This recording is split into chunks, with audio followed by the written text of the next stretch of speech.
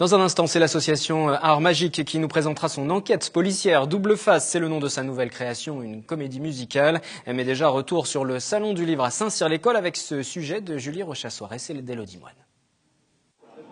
Samedi, deuxième édition du Salon du Livre de Saint-Cyr-l'École, dans un lieu emblématique, le lycée militaire, avec une programmation tournée vers les personnages historiques qui ont participé à son rayonnement, comme Madame de Maintenon, Napoléon Bonaparte et le général Charles de Gaulle. Pour parler du général de Gaulle, mais surtout de la dimension spirituelle qui était tout à fait intégrée, qui imprégnait sa personne, sa pensée, son action, depuis le plus jeune âge jusqu'à sa mort. D'autres auteurs locaux ou même des dom-toms étaient conviés à ce salon pour échanger avec leurs lecteurs.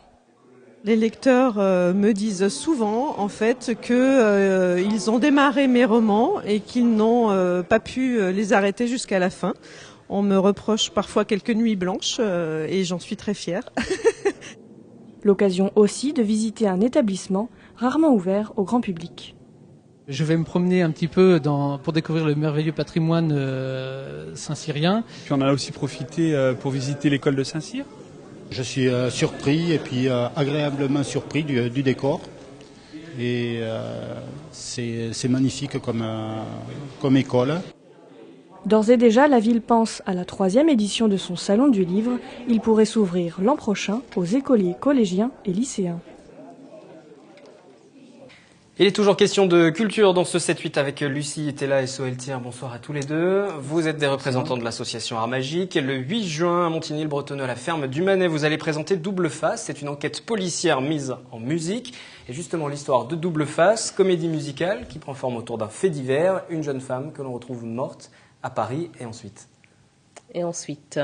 C'est un fait divers qui semble à première vue banal, mais qui nous emmène finalement au cœur d'une tragédie humaine où différents sentiments, différents milieux et différentes situations totalement opposées les unes aux autres se retrouvent pour donner la vie et puis la mort. Parce que dans le résumé qu'ont eu la plupart des personnes, c'est que cette jeune femme venait d'accoucher. Donc, autour de cette naissance et autour de cette mort, il y a des histoires beaucoup plus profondes.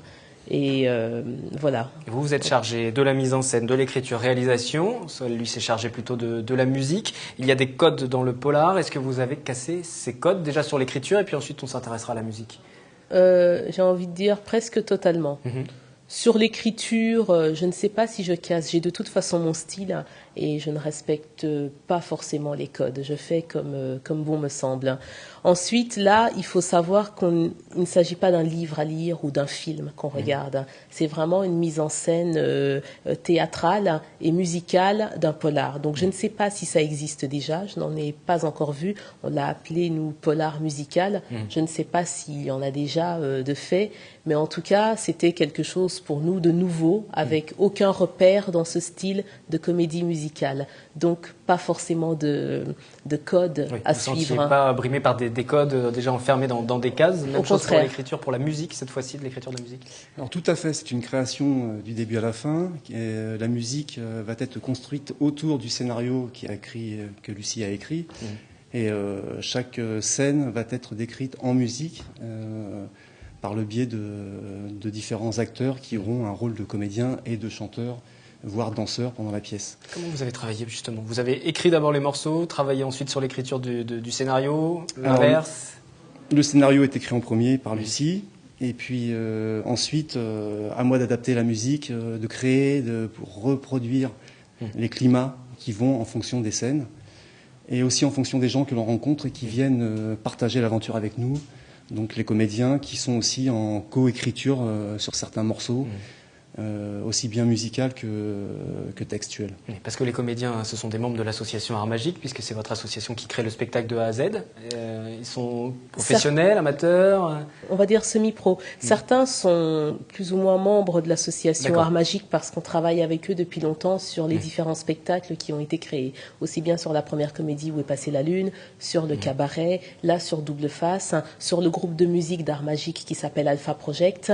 Donc il y a des personnes qui sont déjà déjà des professionnels de la musique qui travaillent avec nous. Ensuite, ces professionnels de la musique sont soumis à un nouvel exercice pour certains, qui est la comédie. Donc, je parle notamment de Michel, que vous avez dû recevoir lors de l'une de vos émissions. Je parle de Jean-Paul, qui est batteur, en fait, et qui, là, se retrouve dans le rôle de comédien. Une autre rencontre que nous avons faite avec une personne qui s'appelle Blandine Bohème, qui a un autre travail, mais qui se retrouve, qui a déjà fait de la comédie musicale, qui remonte à nouveau sur les planches. Et puis, sinon, d'autres qui ont des occupations qui n'ont rien à voir avec la comédie, mais qu'il a fallu former. Et ça veut dire que vous prenez beaucoup de risques, parce que entre les codes qu'il a fallu réinventer, entre les comédiens que vous mettez sur scène, vous êtes sereins tous les deux avant la représentation de samedi, ou il y a encore des inquiétudes?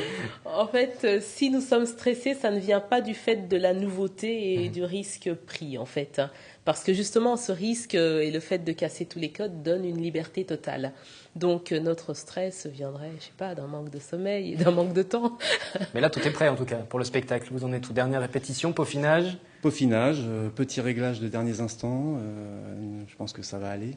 Vous aimez justement, malgré tout, prendre un petit peu des risques parce que vous êtes lancé dans ces aventures de comédie musicale depuis 3 ans. Vous l'avez mentionné tout à l'heure, il y a eu un conte, il y a eu un cabaret l'année dernière. Là, c'est un polar.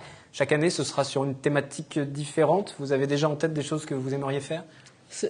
Selon l'inspiration, en fait, ça tient à peu de choses. C'est être en train de marcher dans la rue et puis on entend un mot. Enfin, en ce qui me concerne, c'est comme ça que ça marche. Un mot peut déclencher un spectacle. Pour Soël, au niveau de la musique, il va le dire lui-même. Moi, j'ai besoin de créer. C'est ma nécessité vitale.